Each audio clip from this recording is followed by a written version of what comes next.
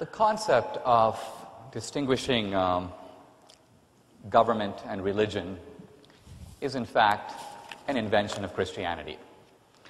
Interestingly, you see no such division in ancient Judaism. When Moses came down from the mountain, there was no question of religious freedom for his brother and the people worshiping the golden calf. Similarly, in Islam, church and state are united.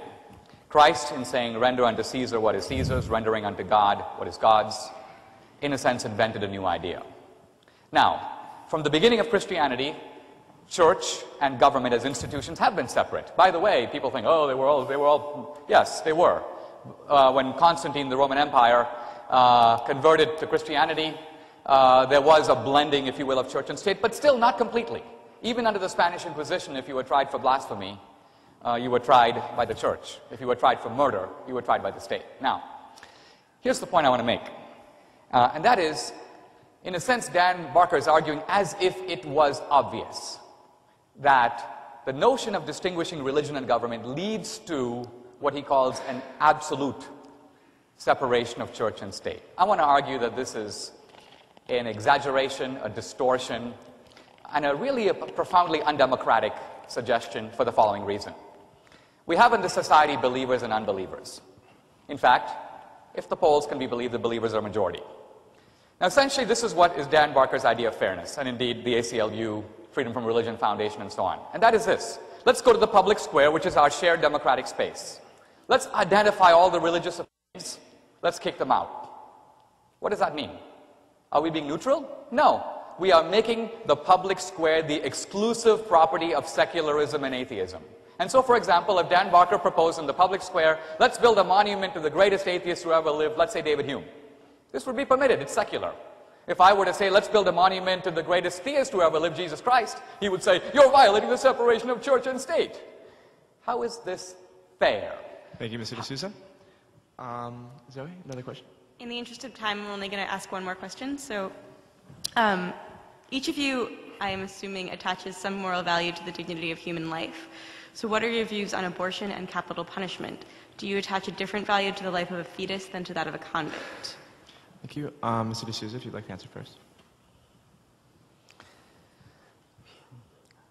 I think of abortion and capital punishment as in some ways related and in some ways distinct. They're clearly related in the sense that they both involve the taking of life. They, in some ways, involve the deliberate taking of life. In that sense, an element of intentionality is involved in both situations. They're different for the reason that we discussed earlier, and that is the question of guilt or innocence. I think it would be hard to argue in any sense that a fetus, assuming it has a right to life, deserves to die. One feminist writer described the fetus as an uninvited guest, which it may be in the womb. But even so, it is morally in a very different position than the guy, the serial killer, who goes out and massacres, let's say, 5 people at Virginia Tech or more. So that's the key difference. Abortion is a difficult issue. My own thinking on it has been shaped a little bit by looking at the Lincoln-Douglas debates, which are very fascinating. And by the way, I'm not making some crude analogy with slavery. But the Lincoln-Douglas debates were ultimately over what to do about the expansion of slavery into the territories. But interestingly, Douglas argued the pro-choice view. Douglas said, listen, I don't care if you have slavery. I don't care if you don't have it. I am indifferent to whether slavery is voted up or down. But I think we should agree to disagree. We shouldn't have a rule. We should let each state, each community decide for itself if it wants to vote yes or no on slavery. Lincoln made a very profound rebuttal to this. He says you cannot defend choice without attention to the content of what is being chosen. This is a moral evasion. He says ultimately the real question is the Negro a human being, or is the Negro the moral equivalent of a hog? If the Negro is the moral equivalent of a hog, then my opponent is right. We can decide up or down. We can be morally indifferent. But if the fetus is a human being, or if the slave is a human being, the question settles itself. Choice becomes irrelevant. So similarly on the abortion issue, I would like to see a little bit more. There's too much easy refuge in the principle of choice. I think that evades something that we as a society like to evade, and that is the status of the unborn And this is particularly ironic in an age of compassion, at a time when you may say the orbits of compassion are stretching further out to encompass, in some cases, not only the marginalized groups, but in some cases even animals. Peter Singer, who I'll be debating on Friday in LA, wants apes to have the rights enshrined in the UN Charter. So we are going beyond our species. We are reaching far and wide. Apparently the only candidate for exemption in this widening circle of moral compassion is the one candidate that gets in our way. Thank you, Mr. D'Souza. Mr. Barker, same question.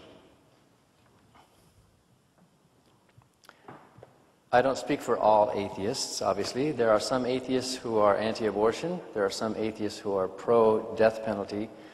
Most of the atheists that I know happen to be socially liberal, but not all of them. But I can speak for myself, at least tonight.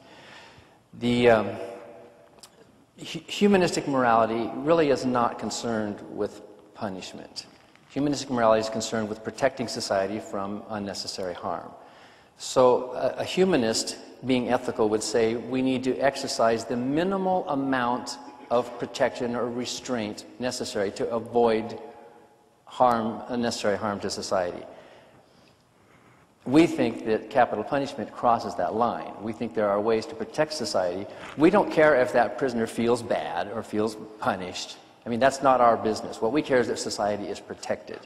So, speaking for myself, it is, if we're trying to tell people killing is wrong, and if you do it, we're going to kill you, the state's going to kill you, well, then the state is just as complicit in killing and just as immoral. Other atheists disagree with me, but that's my position as a humanistic atheist. I support a woman's right to choose an abortion. Jesus never said anything about a woman with an unwanted pregnancy. He was silent on the issue. I think Christians should be as well. I think for most women, an abortion is a blessing in her life. It is a wonderful thing. Obviously, there's a difference between a fetus that's the size of a thumb that has what would you put it in a little locket and hang it around your neck?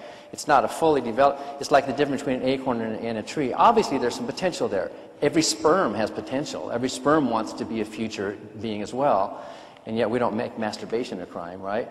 So we have to make moral distinctions, and I think the reason I support a woman's right to choose is that it's her problem. It's her issue. It's none of your business or mine to butt in with her private decision with her doctor and with her priest and her rabbi and her lawyer. Thank you, Mr. Barker.